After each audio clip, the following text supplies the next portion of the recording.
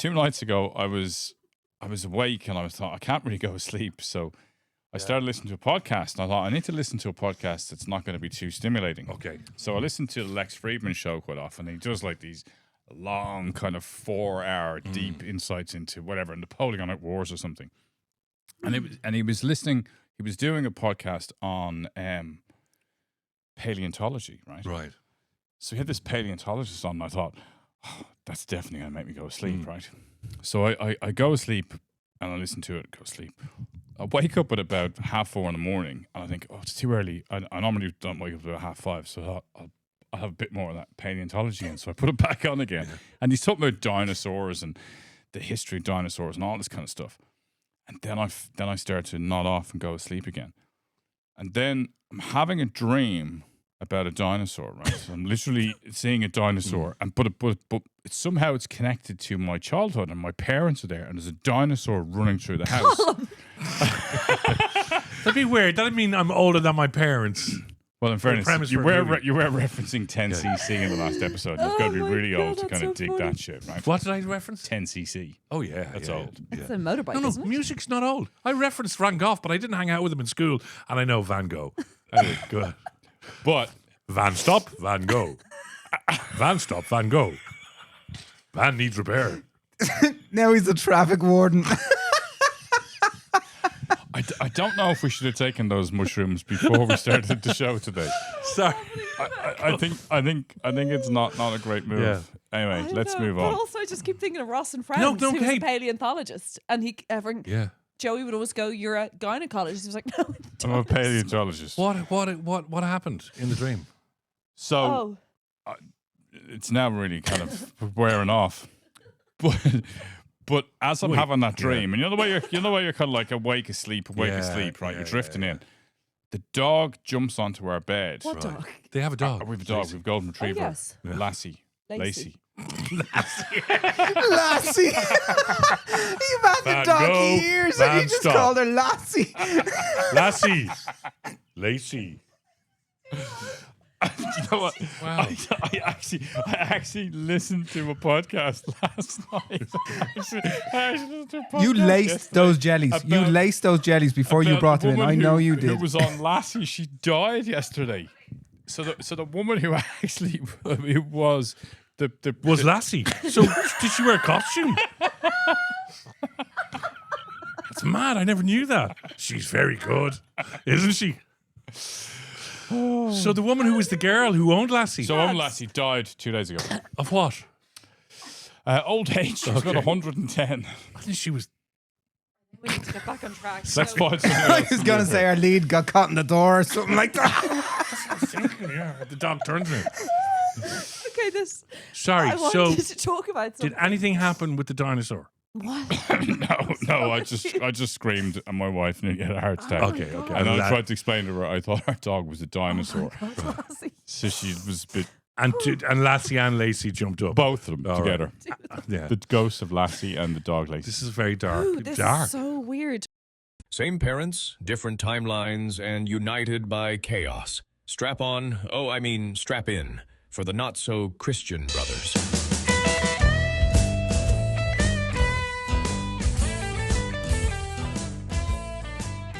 Colm Hayes. Yes. Hello. You had me crying in this week's episode of Not So Christian Brothers. I mean, usually I'm crying with laughter. I'm kind of crying at cynicism. Your monologue was the most profound thing. Like Terry will tell you, I was so emotional from it because everything you said, I was like, yes. And it was about Elf. Yeah. But you were like, you know what it is? This beautiful woman gets him, through his life and he doesn't apologize for who he is. And maybe it is the best coffee. And he puts whatever in his cereal because who's he apologizing to? And it was such an incredible. I was like, if we were to ever sell this or to send it to like that monologue is it, but also that's the monologue of your life. No, but Because isn't it you mad are him. that I didn't get anything from the Springsteen movie, but the Elf movie moved me so much. Like Justin couldn't. Yeah. Justin had to go to a cave and not speak to his wife for 3 days with emotion, and Elf still penetrates you. Yeah. Oh wow! I don't know where your language comes from. Now you are 6'1", so we need to step ladder. Yeah, it wouldn't even be a challenge. Is that what you're saying? I don't even want to repeat that. Oh god! Yes, well, there was that moment, and I've been in therapy ever since. Yeah. The big green giant. You brought that up for Jerry. Jerry, have this. Jerry, I was penetrated by an elf. This is why I'm here.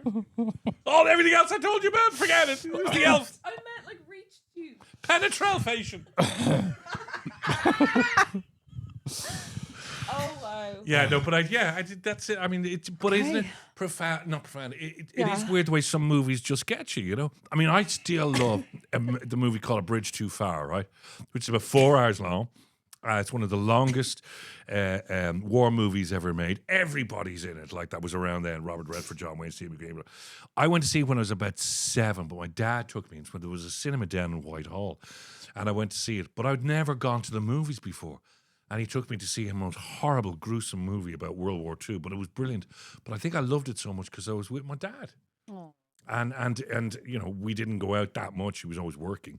And I still watch that, and I still get a warmth when I see all the explosions, you know what I mean? And the bridge is blown up and guys losing their arms and everything. And I just go, Okay. I miss the war. I feel like that about Cinema Paradiso with my family. We all watched it together. And then, what a deep family. Yeah, we would watch like Four Colors, but or not. You know that beautiful French film. Like, anyway, all those films remind me of being with my family. But then I remember seeing Four Weddings and a Funeral. That's where that came from. Right. And knowing the difference between love and sex. So I would have been a teenager and just thinking it was funny, and then going, the difference between romping in the room, but the difference between them falling in love. I started to differentiate. But there's been a lot of films that have had profound impact on me. Yeah, do you know one I still, and I don't know if I'd be able to watch it again for another reason, but I just love some of the scenes in it. And it's a comedy, but I love Actually. Yes. And I love the scene when Emma Thompson gets the DVD as a present, and she thinks she's getting the bracelet. Why do you love that scene? Because it's so, for me, it's so real. Yeah, that's why I love it. I love it. I think we all know those yet people. She plays, then we hear from both sides now, which is the most beautiful song. Which I should bring my piano. And that's that's a version for that. That's that really beautiful version where it's a slow down. Yeah. But it's poignant, but everyone cries. But I also feel a little bit like grow a set of balls, Emma. I was quite angry watching that. So everyone I knew was talking about that, how sad, and he got the present for the one that he fancied, or the girl in the office, and you know this happens all the time. But there was a kind of like, she faked it to me. She came down, she got the kids in costume, she went to the show. And so many people do that in marriage, right? Yeah. There was also a bit of like, what? But then I think, don't you see them at the end? Spoiler alert. It's been out 25 years. We're at the airport. She collects him, I think, a year on. They're not together for the next Christmas, maybe, or something. Am I correct? Remember, he's there, but is he with the kids? I can't remember. It was all a bit vague. Yeah. Rom-coms. I don't watch them. No, I mean, I don't love Love Actually. There are some really, really good. I mean, it's Annie Hall was another one. You've got to be. Yeah, think of Woody Allen movies. Yeah. You've got to be an Annie incredible. Hall is not a rom-com. No, but I loved that. But it's a romantic comedy. But it was complex men. No, I complex, think there's rom-coms and there's rom-coms. You have to be an incredibly talented writer to get that. Now, the worst rom-coms are the ones when they meet together the very first time and they hate each other. Harry Met Sally. And something happens, and then that was a little bit. I'm thinking of some of the Matthew McConaughey's and stuff like that, his early stuff, but it was awful. But like Woody Allen, like, you know, I mean, Billy Wilder, The Apartment, where, you know, Billy Wilder, the director back in the 50s with Jack Lemmon, and I mean, see that. What an amazing rom-com. But you would just have you in tears, you know, this lonely man who used to hand the keys over to the boss of his apartment so he could romp with various people, and then he slowly fell in love with somebody. And it's Jack Lemmon, and it's in black and white, and it's New York. It's brilliant. Sounds good. Yeah. But isn't it nice though, you know, the way that, you know, the movies bring you back, like, you know, your memory of your dad, your memory of your family, that there's moments in our lives that we get taken back just by a movie. You know, I can imagine, like, you know, for everybody who's listening and watching at the moment, you probably have those moments too. You know, if you I often say when I'm working with people, you know, bring me back through your life and find me all the moments of challenge that you may have had, but also then I might say, find me all the moments of elated joy or happiness. And they're so fleeting. You know, there's not an abundance of great moments, but often there's a hook. It's like as if life or the universe says, you remember this really well because we'll attach it to this song or this movie or this moment. and then you'll remember it. Yeah. But actually, you don't really remember it that well. No. Like, you know, your memory of your father and that of our father and being at that movie, or your memory with your siblings, which is even more interesting, because then, you know, if you were to then ask all of your siblings exactly the same question, they'd have completely different memories of those moments. Totally. So Yeah. it's just interesting how we It's be again in our own interpretation lives. and perception. It's like that whole thing about art. But then I was thinking Ferris Bueller's Day Off. Never liked it. Oh my God, obsessed. Yeah. And Breakfast Club, those movies of my kind That of would, youth, right? I could see them being your generation. Absolutely. And, Yeah. and Pretty in Pink. They're the times Brat I Pack. realised, that you can live a little, right? So I was conservative duo. And I remember thinking, God, you can seize the day. And I know that sounds really like not very intellectual to be like Ferris Bueller's, but I remember thinking, you can just do the thing and enjoy the thing and be crazy. And I remember never really seeing that within my home or within my friendships and going, wow. So they were like all of those, you know, high fidelity, all those John Hughes. movies were And really Chris good Columbus, for I me. think, as well. Yeah. Yeah. I remember being 15 and getting the gift of 20 movies and a VCR player, because we didn't have one in our house at the time. But my sister and my brother-in-law gave me this gift, and I watched 20 movies, and they were like Platoon, Rambo, American Ninja. It was everything about, you know, masculine alpha males. And it was like, I literally can remember crafting how I want to be in the world. Wow. And particularly Tom Berenger, I thought, he's the guy. Wow, that's interesting.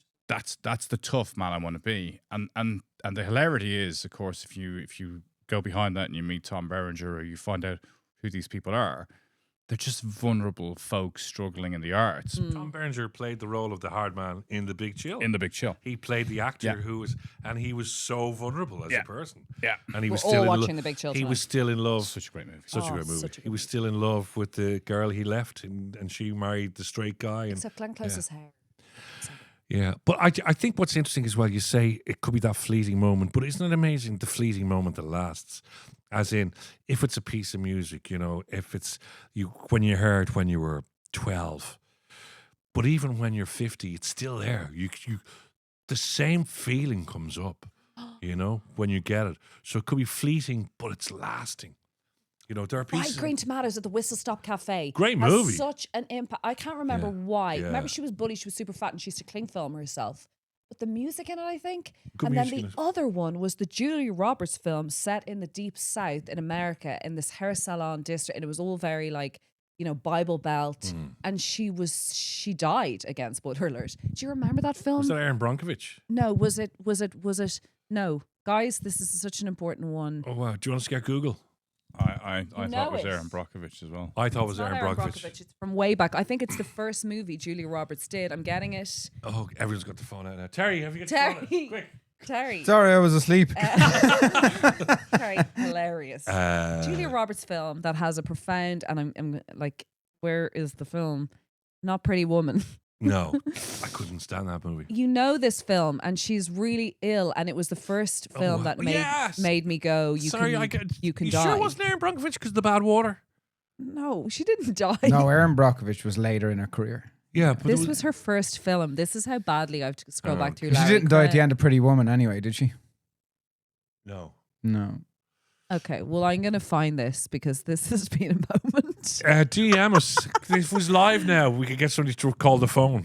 Phone us. Steel Steel Magnolias. Magnolias. With your woman and everything in it. So, with Dolly Parton's in it. Yeah, and that and great, Shirley MacLaine is in it. a great Greek Okay, actress. So yes, Terry Something yeah. Telly Savalas. Savalas. No. Jokes aside, and that took us ages to find. Sorry, Terry, you can cut that out. That taught me that people can die. So do you not remember in it, she was trying to get pregnant and she was Yes. told not to get pregnant because she was diabetic. Yeah. It was all cutesy. When you watch it as a kid, you're like, oh, it's just cute. And it was about makeup and hair. And they went to the salon every day. And that's where these women came together to talk, a bit like men going to men's sheds. Yeah. So they would talk and it was gossipy. And I didn't really get it. I was like, oh, it's cute. And then she gets married to this guy. She is told by her doctors not to get pregnant with him because she could die. She gets pregnant, and it's this sad thing watching her pregnant, going into the salon and all of this. And as a kid, I'm like, ugh. And of course, she dies Yeah. from this pregnancy and has had this kid. And it's so, and I remember being so affected by that. Because I was like, this woman wanted this kid so much, gave up her life to have this kid. He lived on and raised the kid. But I do remember bawling when she died. I was like, die. A mom can't die. When they've had a kid, they can't die. Anyway, that film, Steel Magnolias. Do you think it's worth getting 10 great movies and just Doing a movie night? when you have kids, right? Just don't parent. Just make them watch movies. I do think they're pretty brilliant. For Like really good movies now. I'm thinking not American Ninja and Rambo. I loved Rambo. I used to roll around my back garden. It's not for parenting. What about American No, Pie then the then? Amazon guy comes to the door and your kid shoots him. You know? From a bush. Don't but talk about bushes. I think we spoke about this. I can't remember how long ago it was, but we spoke about this movie, My Life, which was with Michael Keaton, Oh yeah. and he's dying of cancer, right? I'm laughing because I just heard you say my life, and I heard you say you're my wife. My wife. He's my wife now. You thought the movie was called My Wife? You're my love now. Find that from the Fast Show and put it in, Yeah. just so everybody knows Knows what it's- we're Oh, yes, talking he's about. like my life. I'm not my wife. I'm like, no, sorry. Sparkles. Go on. So it's a really sad movie because Michael Keaton is dying of cancer and he finds out that his wife is pregnant. So he wants to teach his kid how to live in the world. And I watched the movie when I was in my, I don't know, early 20s or something. And you know, like again, I've spoken about this before in terms of how I find it really heartening to hear your relationship with our father because that's not the dad that I inherited. And I was pre-depression. you were You pre-depression, I was You post. post-depression days. Yeah. I had I was like, pre-depression days. you were like a Renaissance painting, and I was like Yeah. Cubism. Yeah. And I didn't have that father figure. I didn't have anybody who showed me really a path. And I remember watching this movie, and he teaches his kid how to shave, how to enter a room, how to be confident. You didn't how to watch that speak bit to too much, did you? No. About the shaving. Stadia. It's a lot of effort. But I do think we can learn so much from movies. Yeah. And I watched that movie only a few months ago with Beatrice, and I found it really kind of disturbing to find how vulnerable I was to learn from a movie. But actually, what I really learned was that we're all learning No, from 100%, everything, 100%. right? You know, like whether it's Steel Magnolias or Death. whether it's The Big Chill, or there's a little bit of something in there for everybody. 100%. Well, because movies mirror life, mirrors movies. No, but I mirror think life. Justin's saying he probably wasn't getting that. And I Yeah, think, like, in a way, I wasn't being told about death. And even, like, going off piste, talking about periods or sex for me, watching those kind of teenagey, like the cluelessy. But honestly, I was like, oh, okay, that's how that worked. Like, honestly, I really wasn't getting very much of any chats. So many of that stuff women were learning. Yeah, it's sad. It is sad to know you're not getting it at I'd say home, in though, my right? college years, because I was studying movies and we studied Taxi Driver and we studied some Art Garfunkel movie, crazy movie, whatever. But I really sensed the benefit of them for me and for my mental health. Again, we talked about music. Movies have had a profound effect on me, a helpful effect on me through mental health times. And I will go back to particular movies. Like books, they lift you out of it. Yeah. I'd go back to particular movies. And like we jokingly talked about Elf, which I think is sorry, there were quite deep Very levels to it. seriously, I cried. And we You were talked, being penetrated by it. we were talking, yeah. We talked about, you know, but I mean, we talked about Betty Blue and we talked about, you know. But then you said something at Pretty. the top, and And we I- have to and I- wrap this up about someone in Dallas. You said Gabby in Dallas? Or Debbie and Dallas. That was a joke. It was one of the first porn movies. Debbie Does Dallas. Debbie is a porn Does movie. Dallas. Stop it. It was a joke that nobody got the reference to. I did. I did. And I actually thought you'd seen my video that fallen out of the cupboard. So I just quickly closed the cupboard. Yeah. So yeah. You've got to watch the after show every Sunday. This was a good one. This is a was good one. I'm folks. sorry, we're not usually as delirious. Well, who knows? Like, subscribe, share, get involved, and send us your DMs. And of course, Not So Christian Brothers is back on Thursday. This has been us.